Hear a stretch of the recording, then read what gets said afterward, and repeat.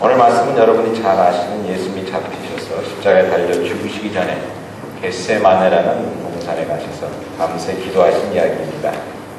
겟세마네는 예루살렘의 그 동쪽에 보면 언덕이라고 볼 수 있는 그런 산이 있는데 감난산입니다. 올리브산이라고 하는데 감람나무, 올리브나무가 많이 자라는 곳이었는데 그것을 그렇게 부릅니다. 근데 그것이 동쪽에 이렇게 있는 그 조그만 산인데 거기에 있는 정원이었던 것 같습니다. 겟세마네라는 이름은 기름을 짜는 틀이라는 그런 뜻을 가지고 있습니다. 그러니까 감람류를 짜는 곳이었는지 모르겠지만 거기 이제 그 동산 안에 있는 그런 정원에 예수님께서 거기에 한 번 가신 것이 아니라 여러 번 가신 것 같아요. 누가복음에 보면 이 말씀을 습관을 따라 거기 가신다 했는데 예수님께서 아마 자주 찾아가시는 그런 기도하는 곳이 아니었나 이렇게 생각이 됩니다. 요즘 말하면 시카고에 살다가 좀 썩어 있는 기도원을 찾아가는 것이다 생각하시면 될 것 같습니다. 오늘 말씀은 특별히 그것에서 예수님께서 굉장히 고민하며 괴로워하셨다 이렇게 나와 있습니다. 37절에 보니까 베드로와 세베대의 두 아들을 데리고 가실 때 고민하고 슬퍼하사, 그 다음 절에 보니까 이에 말씀하실 때 내 마음이 매우 고민하여 죽게 되었으니 라고 했습니다. 여러분 저희 설교할 때 죽는다 말은 하지 말라고 그러지 않습니까? 근데 예수님께서 여기서 그 말씀을 하시는 거예요. 나 슬퍼서 고민돼서 죽겠다. 예수님이 그런 말씀을 하실 정도였으니까 얼마나 힘드셨나 하는 것을 저희가 한번 이렇게 생각해 볼 수가, 추측해 볼 수가 있겠습니다. 그러면서 또 뭐라고 말씀하시면 제자들에게 같이 기도하라 이런 말씀을 합니다. 저는 본문에 보니까 함께라는 말이 한 서너 번 나오는데요. 함께 가시고 또 함께 기도하고 이런 말씀을 통해서 여러분 사람들이 힘들어질 때 친하고 가까이 있는 사람들을 더 그리워하지 않습니까? 예수님께서 참으로 힘드셨기 때문에 제자들에게 특별히 기도를 부탁할 정도로 그 마음의 고통이 심하셨던 것을 여기 다시 한번 추측해 볼 수 있습니다. 근데 그렇다면 왜 이렇게 힘들어 하셨을까요? 예수님께서 왜 이렇게 힘들어 하셨을까? 그 답은 오늘 또 본문에 나옵니다. 39절에 보니까 이렇게 얘기합니다. 조금 나아가서 얼굴을 땅에 대시고 엎드려 기도하여 이르시되 내 아버지가 만일 할 만하시거든 이 잔을 내게서 지나가게 하옵소서 라고 기도를 합니다. 여기서 말하는 잔이라는 것은 그가 예수님께서 받을 고난을 말하는 것 여러분들 아시죠?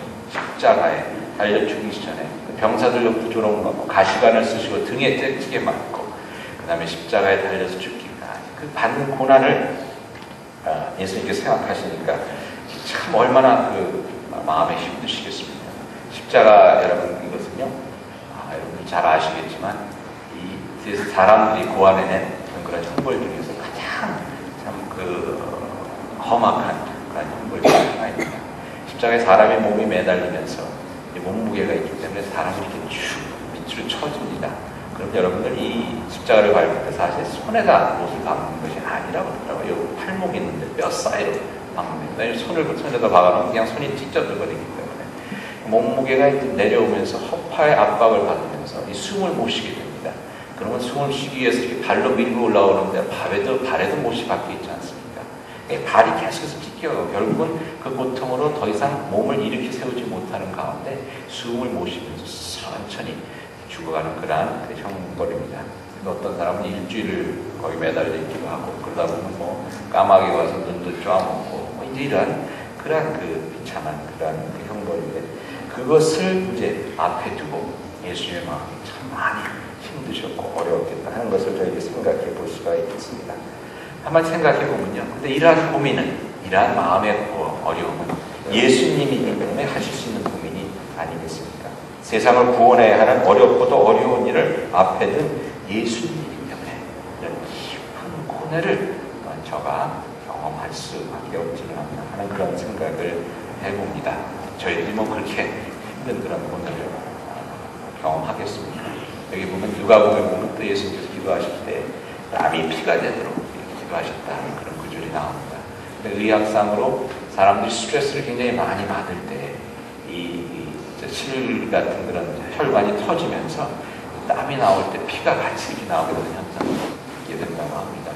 굉장히 영어로 하면 스트레스한 그런 상황에 예수님이 계신 겁니다.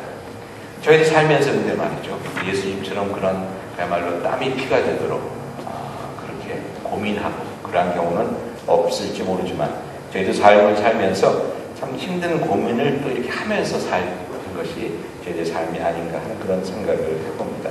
왜냐하면 만물의 영장인 사람이기 때문에 저희도 삶을 살면서 가져야 되는 그런 고민이 있습니다. 제가 하루는 저희 집에서 개를 키우는데 개가 참 부러웠던 적이 있었어요.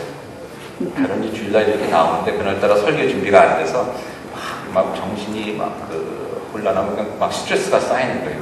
그래도 빨리 끝내야 될 텐데 얘기가 잘 생각이 안 나고 그래서 그런 스트레스 속에 구두를 신고 나오려고 했는데 저희 현관 옆에 저희 개가 보이는데 그러니까 담요, 개가 쓰는 담요를 깔고서 이게 들어놓아서 이렇게 잠을 자고 있는데 주일날 늦게까지 잠을 자고 있는데 그걸 보니까 그렇게 부러운 거예요. 개가. 야, 너는 참 좋겠다. 자고 싶을 때 자고 먹고 싶을 때 자고 싸고 싶을 때 싸고 주일날 설교 걱정 안 해도 되고 그러니까 이 개가 굉장히 부러운 거예요. 개팔자가 상팔자라고 그러더니 참 네가 나보다 좋구나. 근데 여러분 개팔자가 상팔자라고 그러지만 말입니다. 그렇다고 개가 되고 싶어 하겠습니까? 그렇지는 않죠. 사실 보면요, 개는 고민할 필요가 없는 것 같아요. 개가 무슨 고민이 있겠습니까? 경제가 어렵다고 개가 고민하겠습니까? 가스값이 올라간다고 개가 고민하겠습니까? 새끼들, 개새끼라고 하는 자식들이 잘못된다고 이게 그런 고민하는 게 있겠습니까? 그렇죠? 파킹날씨 모자란다고 고민하겠습니까? 신앙이 안 자란다고 고민하겠습니까? 그냥 개팔자가 참 좋은 팔자 같아요. 근데 여러분, 그렇다고 해서 여기중에 개처럼 나는 차라리 개가 돼서 살고 싶겠다 이런 분들 계십니까? 아마 안 계실 거예요. 옆에 분들에게 한번 물어보세요. 개처럼 살고 싶으세요? 라고 아니죠. 개처럼 살고 싶은 사람은 없습니다. 아무리 고민 안 하고 팔자가 편한 것 같더라도 우리는 사람이기 때문에 고민해야 할 일들이 많이 있지만 그래도 사람으로 사는 게 훨씬 나은 겁니다. 여러분 저희들이 사람이기 때문에 고민해야 하는 일들이 있습니다. 부모기 때문에 고민해야 하는 일들이 있습니다. 부모기 때문에 우리 자식들 어떻게 키울까? 뭘 먹여서 키울까? 뭘 입힐까? 고민을 해야 되는 거예요. 부모가 돼서 말입니다. 나는 고민 안 하겠다. 니네들 알아서 먹고 알아서 살아라. 그렇게 할 수가 없는 겁니다. 또 그게 싫다고 부모가 안 되는 것도 또 우스운 거고요. 여러분들 사업체를 운영하고 있다면 직원들 먹여 살릴 고민을 해야 합니다. 사업체 가게에서 일하는 사람보다 사장이 더 고민이 많죠. 경제가 안 풀려지면 그 사람이 더 고민이 많습니다. 왜냐하면 먹여 살려야 될 사람들이 있으니까. 자기가 돈 많이 버는 것은 둘째치고라도 내 밑에서 일하는 사람들 먹여 살려야 될 책임이 있지 않습니까? 학생이라면 공부 잘해야 할 고민을 하게 되는 거고요. 여러분 저희 사람이기 때문에 이러한 고민들을 하고 살게 됩니다. 물론 안 해도 되는 고민들이 있습니다. 그렇지만 저희들이 사람이기 때문에 또 분명히 해야 되는 고민들이 있는 것입니다. 제가 대학교 다닐 때 윤리 철학 시간에 이런 얘기를 들었습니다. 하루는 아브라함 링컨이 마차를 타고 가는데 길 옆에 진흙탕이 있는데 거기에 돼지떼가 빠져갖고선 허우적거리면서 못 나오는 거예요.